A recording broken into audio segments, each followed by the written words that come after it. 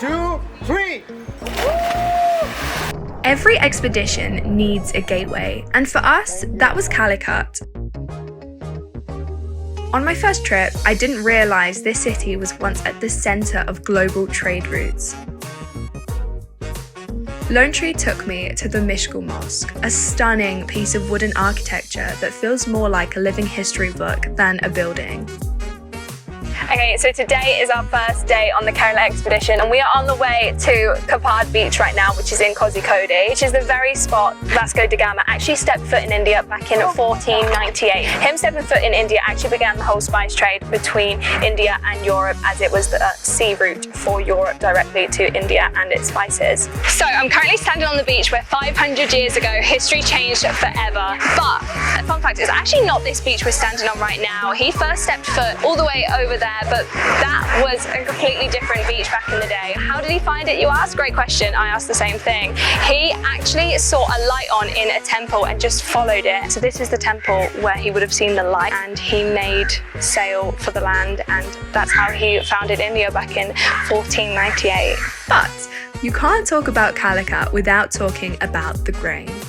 We joined the legendary lunch rush at Paragon. Oh my god, it's the 5th most legendary restaurant in the world, and we have a variety of food in front of us. This place is famous for its biryani, which is here, and then we've also got a massive appetizer here. We've got crabs, you've got prawns, you've got calamari, and I can't remember. What is this? Can't remember. Oh, can't remember. I don't know what that fish is. He did tell me twice, I can't remember. But I'm very excited to get stuck in, so let's give it a go. And honestly, one bite of that biryani tells you everything about why this region's food is so deeply rooted and celebrated. Later, walking through the narrow streets of Jewtown in Kochi, you can feel the layers of every single culture that's ever passed through this coast. No way.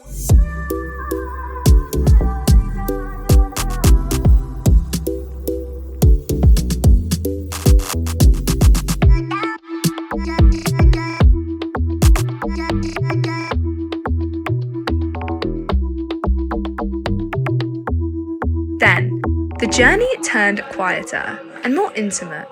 We travelled to Aranmula to watch the making of the Valkanadi, the metal mirror. Seeing master craftsmen polish a secret blend of metals until it reflects more clearly than glass was a lesson in patience, precision, and trust passed down through generations. 15 days ago, I thought I knew what this journey would be. But as we reach the final horizon, I realise I've barely scratched the surface. We started our finale at Athrapilli, the Niagara Falls of India. Standing at the base of that massive wall of water, you feel the raw, thundering heartbeat of the Western Ghats. It's a moment of total surrender to nature. From the roar of the falls, we headed to the red cliffs of Varkala. There's a specific magic here.